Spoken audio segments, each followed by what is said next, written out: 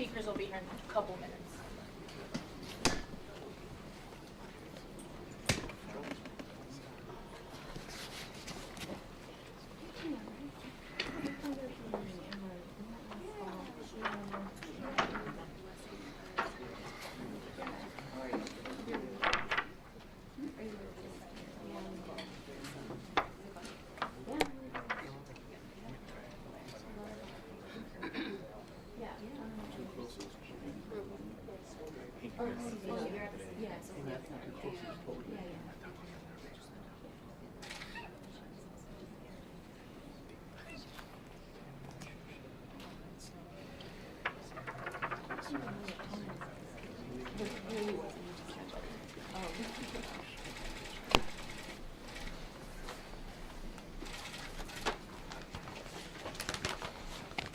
Well, good morning, everybody. And thank you to Director Kelly for your leadership on this important issue. Thank you to Trooper Frank Gilliam and all of our state troopers that are here today. We are tremendously grateful for your service to our state, and we thank you all for keeping us safe. Last week, another Illinois state trooper ended up in the hospital. The trooper was doing his duty, responding to the scene of an accident and making sure others were okay when he was struck by a passing tractor trailer. He was airlifted to St. Louis, where he was treated for his injuries, and we are all beyond thankful that he will be all right. But the fact is that this trooper joins 13 others who have been struck while on duty this year alone. That's a staggering number after only 3 months in the year, considering it's more than we saw in all of last year and the 2 years before that. Beyond those statistics, there are individual stories of brave men and women who protect us every day. State police and the people of Illinois continue to mourn the loss of Trooper Christopher Lambert. Trooper Lambert was on his way home when he stopped to investigate a crash. He was struck by a driver who failed to slow down and failed to move over. A U.S. Army veteran who served the Illinois State Police for 5 years, Trooper Lambert left behind a wife and a 1-year-old daughter.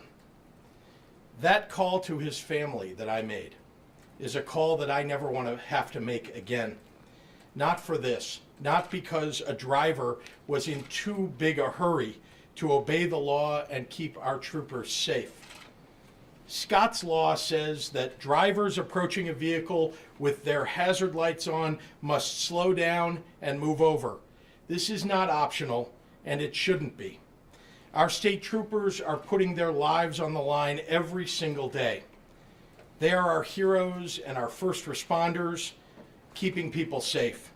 No driver needs to get to their destination so quickly that they need to put a trooper's life at risk. No one's time or convenience is worth more than the lives of our state's heroes. It's the very least that we can do to support our state troopers in their critical work. It's the very least we can do to keep the people safe who keep us safe. I'm here today to say to drivers on the roads, when you see a state trooper's vehicle on the side of the road, slow down. Obey the law and move over. And now I'd like to call on our ISP Director, Brendan Kelly. Thank you, Governor. Thank you, Governor. Good morning. I'm Brendan Kelly, the Acting Director of the Illinois State Police. On behalf of the men and women of the Illinois State Police, thank you, Governor, for drawing attention to the importance of the Move Over Law, otherwise known as Scott's Law. In 2002, the state of Illinois enacted the Move Over Law in honor of Lieutenant Scott Gillen of the Chicago Fire Department, who was struck and killed in December of 2000 by an intoxicated driver on Interstate 94 while assisting at a crash scene. The law requires motorists approaching stopped emergency vehicles with their emergency lights flashing to slow down and move over, changing lanes if possible to make extra room. In January of 2017, the law was expanded to include any vehicle with their hazard lights flashing. Keeping our police officers, first responders, and all drivers safe on Illinois roadways is a top priority for the Illinois State Police. Our troopers work very hard every day to make our roads safer and take all laws like the move over law seriously. Although it is a sometimes difficult law to enforce, all of our troopers have been encouraged to enforce this law when they see this violation occur. So far this year, Illinois State Police have written twice as many citations as Scott's Law violations than we did for Scott's Law violations than was done this time last year. In 2019, there have been 494 issued. In 2018, at this time last year, only 184. There is a reason for this. In 2019, we've already had 14 troopers struck statewide as a result of Scott's Law violations, including Trooper Christopher Lambert, who was tragically killed on January 12th on Interstate 294. This year to date number is higher than number of all crashes of this sort that occurred in all of 2018. There were 8 in 2018, and all of 2017, there were only 12. This information is extremely concerning. Now, around me you can see some pictures of the damaged ISP squad cars involved in these crashes. It is important for the public to see the potential consequences of violating this law. While only one of these impacts resulted in a fatality, that is one too many. Troopers also faced minor injuries as well as injuries as severe as compound bone fractures. In addition, these officers will of course carry with them various levels of trauma from these events forever. First responders and all emergency personnel go to work every day knowingly risking their lives to help and protect the public. While handling incidents, troopers are trained to intentionally position their squad in a manner that protects the vehicle they are stopping to assist or conducting an enforcement stop on.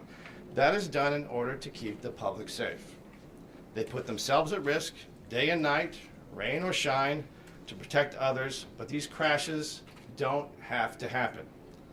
We've looked at every variable: time, date, location, weather, and there's no common denominator, just troopers doing their job, and impaired or distracted drivers who simply don't care about their safety, the safety of others, or their own safety. There's only one way to confront that: educate the public by asking folks to do the right thing, and good old-fashioned enforcement. We again ask the public to make sure they obey all traffic laws, including Scott's laws, in order to keep our troopers safe. If you see an emergency vehicle with their lights activated while they are handling a crash on the shoulder, assisting a disabled vehicle in the same lane of traffic, or making an arrest, please slow down and move over. It's the right and safe thing to do, but failure to do so could also result in prosecution. Effective immediately, I've directed existing funds from our fiscal year 2019 budget to add over 2,000 man-hours to Scott's Law enforcement details. ISP's Division of Operations has come up with some new and creative techniques to apply in these additional Scott Law details. So if you see a squad car with warning lights, don't assume it's a lone trooper during just a regular traffic stop. You could have eyes, video, and other instrumentation all around you as part of a Scott's Law detail. These troopers and all emergency personnel chose a profession where the risk of loss of life is an everyday possibility. For that, we thank them. These troopers all have families. Please help them finish their shift safely and go home to those families who love them. Thank you. And with that, I'll turn it back to the governor for any questions. Actually, Mr. Kelly, can you just stay for 1 second?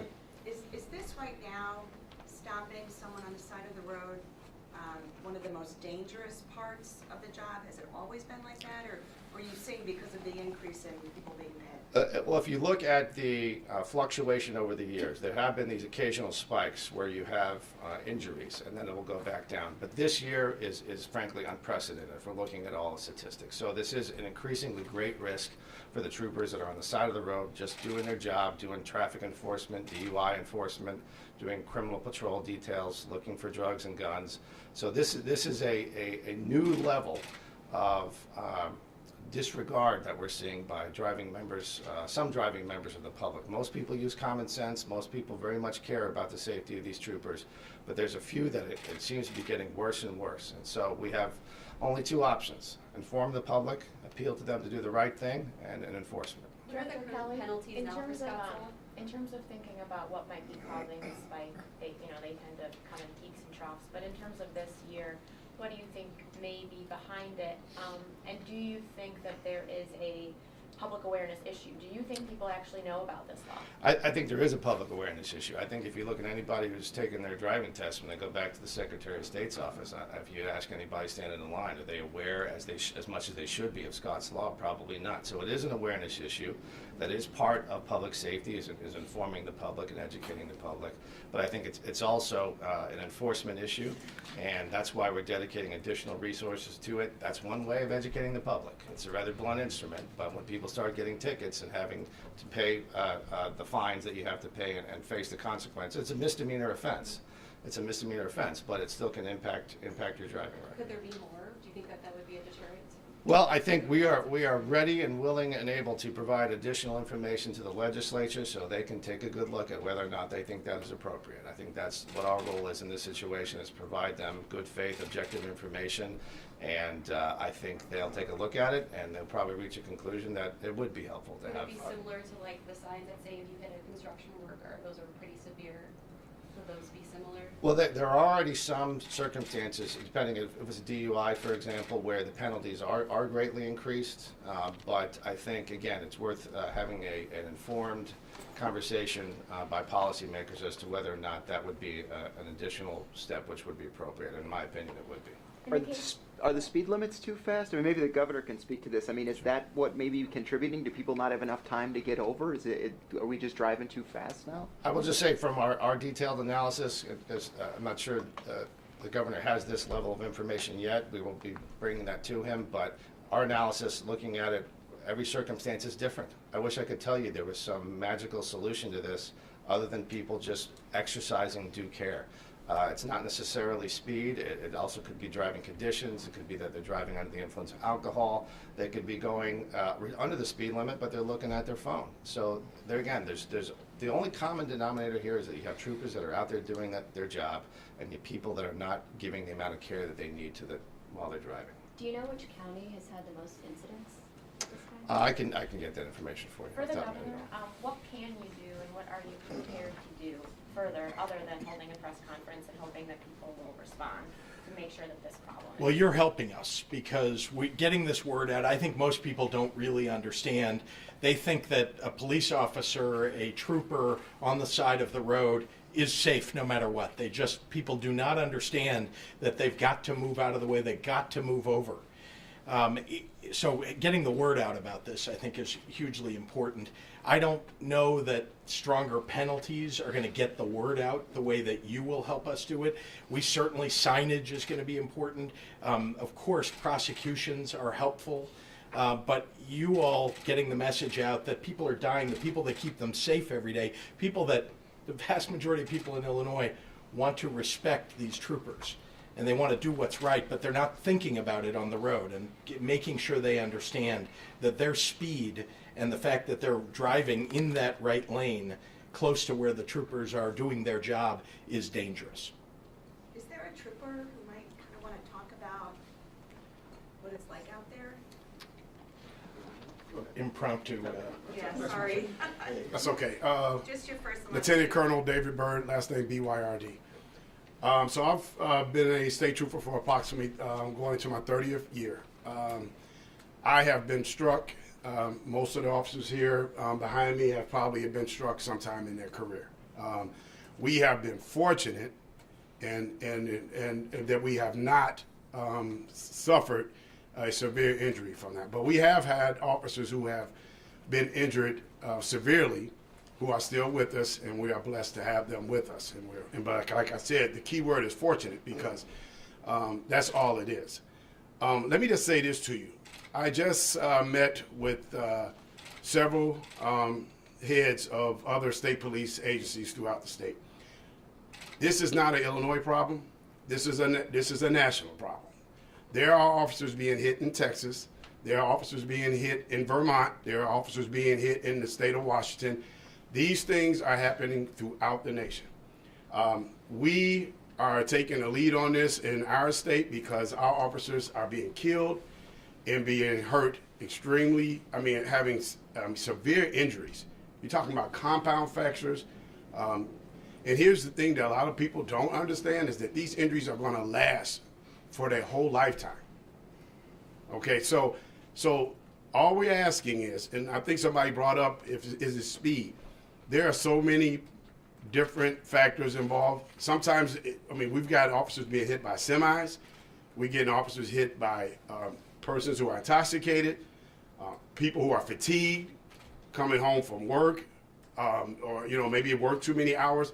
So it's basically we have to have, and this goes to every every motorist who's driving. They have to take due care when they go past, not just a squad car, when they see a squad car activator, an ambulance, or anybody with their four ways on, which is the motor in public.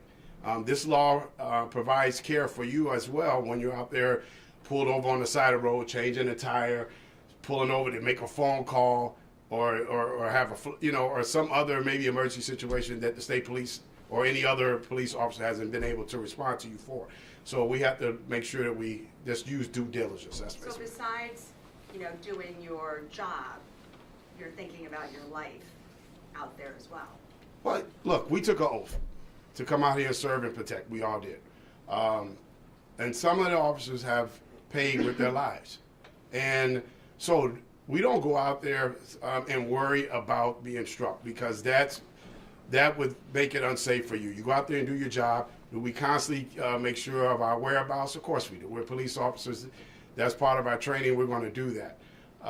But to say we worry about it, I believe all the officers here will attest to this, that they go out and do their job, and they just constantly are, now that these situations have occurred a little bit more, I'm sure they do take a quick look in their rearview mirror a few more times than they normally. I know I did. When I got struck for my first time, when I first went back to work, did I check my rearview mirror a few more times? Sure I did. Did I take a quick look when I got out of the vehicle? Sure I did. But that was prudent. That was so I wouldn't be struck again, or so I could take some kind of evasive maneuver so I wouldn't get struck out of the vehicle. So that's a smart thing to do, like I said, and then we've been trained that way. So. Sure. Director Kelly, did your analysis include a look at what happens after the violations are issued, like in terms of how many, are they prosecuted? Can someone pay on the spot? I mean, how does that work? And is there an issue with the cases not being followed through at all? So I honestly don't know the answer to that yet. We're gonna look at that, and I think we have a lot of prosecutors that are also becoming well aware of this challenge and coordinating with them and making it a priority with the States Attorneys Association and trying to build a clearer partnership with them to make sure that these cases are prioritized. So they have suddenly become keenly aware also of it, and they are sensitive to it. So I hope we're going to see an improvement in that. I don't have any reason to believe previously that there were problems with it, but I think as more of these cases come forward, we also have to get a little bit better at developing the evidence you need to be able to prosecute those cases, because the way the law is written, and it's written appropriately, is that if you can get over it, you should get over it. If you can slow down, you should slow down. So being able to look at the whole circumstances, the other cars that are around it, you kind of need video. You need to have some type of LiDAR, which can actually get the speed if someone's not slowing down. Maybe they're even speeding up. So those little things have to be put together and be able to prove the case. So it's not easy, but that's why we're putting the extra manpower into developing special details to be able to enforce it. Let me say one other thing. If you ask anybody as you go around and visit the different state police districts around the state, they'll tell you what they think the reason is behind this. And it used to be able to drive from Chicago all the way down to St. Louis on Interstate 55, and you couldn't go 10 minutes without seeing an Illinois State Police trooper doing their job on the side of the road. And that has changed after years and years and years of neglect, not having sufficient cadet classes, not having sufficient manpower. That presence is a deterrent to all types of activity, and that presence is very, very important. And what the governor should take credit for, which he has not, but he deserves credit for, is prioritizing having additional cadet classes. We need to rebuild the Illinois State Police. We need to add additional manpower. We are well behind the numbers of where we were years ago. The governor putting 2 additional cadet classes into the budget, those are very important first steps. He and I already talked this morning about other steps that we're going to take to be able to add additional manpower. That presence is important. It's a deterrent. And it does have an impact on people's driving. And I think as we commit ourselves to that effort over the long term, I think there's going to be a ripple effect on a number of fronts, including this front. We'll take one more question if anyone has. For the governor, does this situation, does this scenario kind of change the way you look at automated vehicles down the road? You know, driverless vehicles and what it could mean to these troopers? We certainly need to be careful about the implementation, the utilization of driverless vehicles. They're not ready today. They're not ready today. And I know that the tests that I've seen have been, imperfect at best. And so we're going to have to wait and see. This is not something that we're going to authorize sometime soon in the state of Illinois. But suffice to say that the more that we can get the word out to people about the dangers to our first responders on the road, I think the more, today with all the people who are driving in control of their own vehicles, the more we're going to be able to save lives. And that's really what we're focused on today. And Lieutenant Colonel, can you just tell me you don't even have to go up to the mic, just what was your injury? What happened? So I got hit probably in 1993, I believe. I took a hit to the head. I had 2 stitches there. I had a gas leak. I was pushed into the lane of traffic around 3 a.m. I had to get out of my vehicle and run to the berm of the expressway so I wouldn't be struck again. So I was struck once. I was trying to avoid getting a second collision. I was struck by a DUI driver who never broke. He came from one lane and he ran right into the back of my squad. So I'm fortunate to be here today because I had just probably seconds before impact got in my vehicle when I was struck. Thank So you were outside your vehicle? Thank you Initially. everyone for coming. Thank you very much. Really appreciate your service. Very nice to speak with you. Good to see you. Thank you. Thank you.